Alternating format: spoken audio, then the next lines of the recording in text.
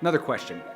What does the term as is really mean when someone makes an offer to buy your house? They're like, hey, I'm going to buy it as is. Actually, in most contracts and in Texas contracts, there's a box that's checked on the contract that says buyer accepts the property as is.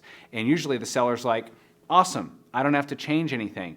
But wait, that doesn't mean what you think it means most of the time. So again, I'm just addressing like the normal situation, because there are times and ways in which a buyer can buy a house and ensure that they're not going to have any inspections done and they're not going to do any of that due diligence. It's like maybe an investor, it's a quick close, cash sale. Okay, but most of the time, when you see that box checked, what it means is at the time that I'm making the offer, the buyer is not requesting improvements to the property or repairs. But most of the time, they're still going to have what we call an option period, or a termination option period. It's a time in which the buyer can have the house inspected.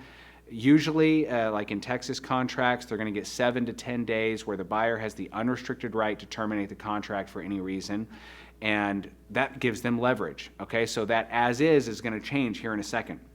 Buyer's going to have their home inspection, and they're going to find some issues, and they're likely going to request some either concessions, meaning we want you to reduce the price, or we want you to make these repairs prior to closing. It doesn't happen every single time, but it happens most of the time. So most contracts start out with the box as is checked, but that's not what it really means once you get into it. So just keep in mind what as is usually means is at the time that the buyer's making the offer, they're not asking for specific repairs, but rest assured, they probably will.